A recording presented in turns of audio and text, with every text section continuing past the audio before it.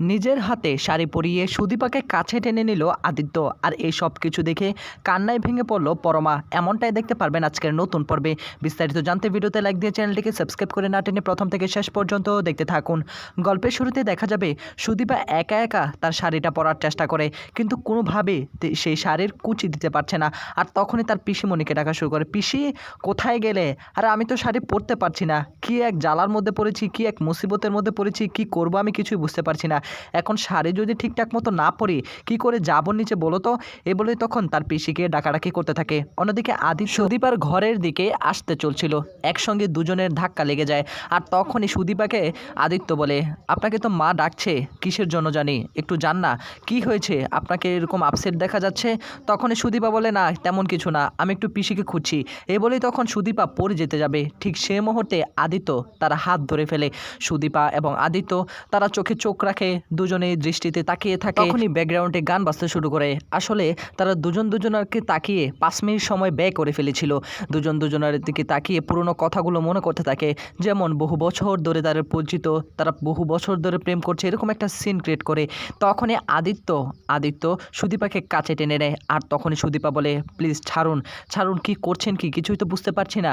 কিন্তু কোনোভাবে আদিত্য তাকে ছাড়ছে না। আর তখনই আদিত্য লজ্জা পেয়ে যায়। আদিত্য লজ্জা পেয়ে তখন সুদীপাকে বলে, আচ্ছা আপনি কিসের জন্য এরকম তাড়াহুড়া করছেন, আমি তো কিছুই বুঝতে পারছি না, আপনার কি কোনো সমস্যা হয়েছে নাকি?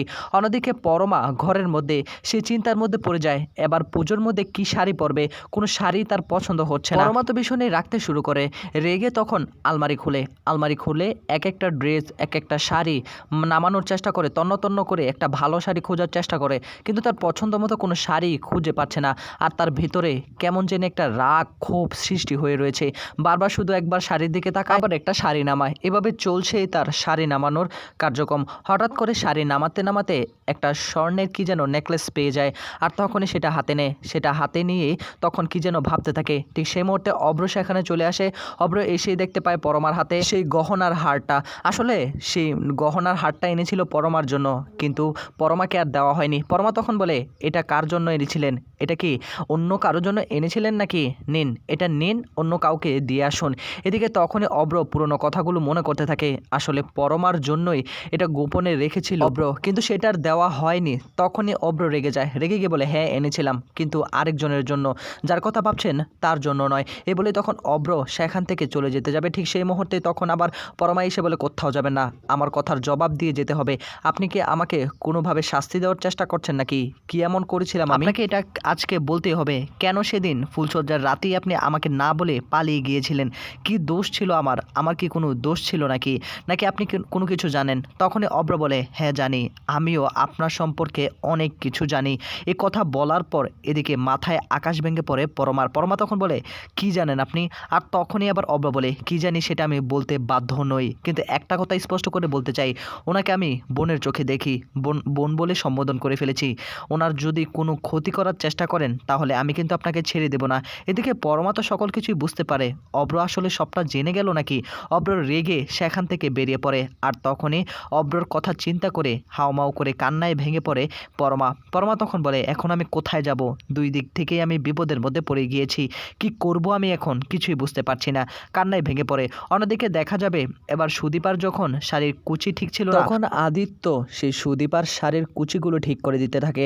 ঠিক সেই মুহূর্তে আদিত্যর মা এসে এই সব কিছু দেখে এবং বলে, ভগবান এভাবেই যেন তারা জনম থাকতে পারে, জনম যেন একসঙ্গে থাকতে পারে। আর তাদের এই সব কিছু দেখে ফেলে পরমা এই সব কিছু দেখে নিজেকে আর সামনে রাখতে পারছে না। আর এদিকে আদিত্যর মা তাদের এই সব কিছু দেখে আনন্দে হেসে ওঠে। পরমা মনে মনে বলে, এসব কি আমার কপালেই ছিল?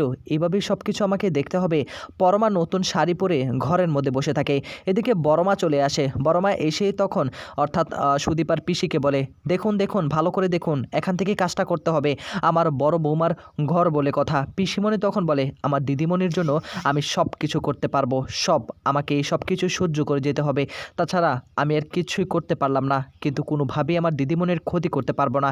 এদিকে পরমার কাছে এসে বড়মা বলে, বাহ বাহ, কতটা সুন্দর লাগছে আমার বড় বৌমার, এটা একটু চেয়েছিলাম। তুমি এখানে কি করছো? আরে নিচে এক গহনার হার পরে রয়েছে, কি বুঝলাম না তোমার কাহিনী পরমা। এইভাবে কি সব কিছু ফেলে রাখবে নাকি? কোথায় স্বর্ণ গয়না আছে এগুলো একটু ঠিকঠাক মতো রাখবে। আশেপাশে বাইরের লোক রয়েছে। পিসি তখন বলে, এগুলোকে আপনি আমাকে উদ্দেশ্য করে বলেছেন? এগুলোর প্রতি না আমাদের কোনো লোভ নেই, বুঝতে পারলে তো? তখনই বর্মা বলে, লোভ আছে কি আছে না সেটা আমি খুব ভালো করে জানি, এগুলো আমাকে বোঝাতে হবে না। পরমা নিচে আসো তো, নিচে আসো, সকলে অপেক্ষা করছে, অঞ্জলি দিতে হবে তো। এদিকে পরমা বারবার অব্রর কথাগুলো মনে করতে থাকে। অব্র যে সবটা জেনে গেছে, এখন কি হবে তার। একদিকে অব্রর কথা চিন্তা করে, অন্যদিকে আবার আদিত্য এবং সুদীপার কথাও চিন্তা করে। আদিত্য কতটা কেয়ার করে সুদীপাকে। এদিকে মণ্ডপে সকলেই চলে আসে। একদিকে আদিত্য এবং পরমা একসঙ্গে দাঁড়িয়ে থাকে। এদিকে ঠাকুরমশাই তখন তাদেরকে স্বামী স্ত্রী ভেবে তাদের দুজনকে বলে, আর তোমরা স্বামী স্ত্রী তাড়াতাড়ি আসো না, অঞ্জলি তো দিতে হবে। এদিকে তখনই সেখানেই ছিল সুদীপা। সুদীপা বলে, আপনি ভুল করছেন, আমি ওনার স্ত্রী। আর এদিকে অব্র তখনই সেখান থেকে পালিয়ে যেতে যাবে, ঠিক সেই মুহূর্তে বড়মা তাকে এসে বলে, কোথায় যাচ্ছিস? তোকে তো অঞ্জলি দিতে হবে তাই না?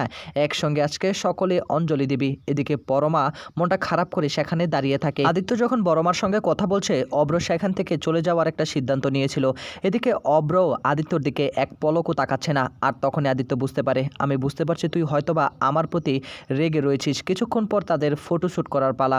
অনেক জোরজবস্তি করে অব্রর সঙ্গে পরমার ফটোশ্যুট করিয়ে দেয়। ঠিক সেই মুহূর্তে একটা বিপদ ঘটে, সেখানে বড়মা অজ্ঞান হয়ে যায়। অর্থাৎ সারাদিন না খেয়েছিল তো, সেজন্য আর নিজেকে সামনে রাখতে পারেনি। আর তখনই তার স্বামীর কথাগুলো বারবার মনে করতে থাকে। সকলে চিন্তার মধ্যে পড়ে যায়, কি হয়ে গেল, কি হয়ে গেল? ডাক্তার ডাক, অ্যাম্বুলেন্স ডাক, কিন্তু কোথাও কোনো কিছুই পাচ্ছে না। এদিকে তখনই সুদীপার মাথায় একটা বুদ্ধি আসে। সে এখনই ফার্মেসিতে যাবে। ফার্মেসিতে গিয়েই তখন স্যালাইন নিয়ে আসে, যাবতীয় ওষুধপত্র নিয়ে আসে, কিন্তু এখনও ডাক্তার আসার কোনো নাম নেই। সুদীপা যখনই স্যালাইন নিয়ে বাড়িতে আসে এবং বড়মার হাতে সেটা ফিট করে দেয়, অর্থাৎ স্যালাইন লাগিয়ে দেয়, সকলে ভীষণ অবাক হয়ে তাকিয়ে থাকে, কি করছো, কি পাগল হয়েছো নাকি? তুমি ডাক্তার হওনি এখনও? এদিকে তখনই অব্র বলে, বোন তুই যা করার কর, আমি তোকে সাপোর্ট দিচ্ছি, আমার মা তো। এদিকে তখনই আবার সুদীপা বলে, ভালো হয়ে যাবে, যদি কোনো কিছু হয় আপনারা আমাকে পুলিশে দিতে বাধ্য হবেন, পুলিশে দিয়েন। কিন্তু কিছুক্ষণ পরেই দেখা যাবে বড়মা সুস্থ হয়ে পড়ে। বড়মা তখন চোখ খোলে, আর এটা দেখে সকলে ভীষণই খুশি হয়ে যায়। হঠাৎ করে চোখ খুলে ফেলল। ডাক্তারও সেখানে উপস্থিত। ডাক্তার এসে বলে, এই কাজটা করেছে কে, স্যালাইনটা লাগিয়েছে কে?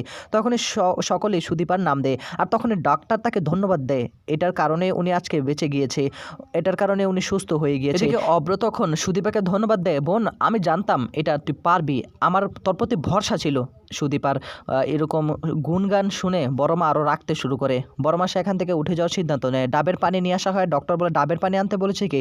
সুদীপা বলে, আমি এখানে সোডিয়াম রয়েছে তো, উনি আসলে সারাদিন না খেয়ে রয়েছে, এটা খাওয়া অন্তত জরুরি, এটা খেলে উনি একটু স্বস্তি ফিল করবে। এ বলে তাকে ডাবের পানি খাইয়ে দেয়। আর এদিকে সুদীপার সকলে গুণগান গাইতে শুরু করে।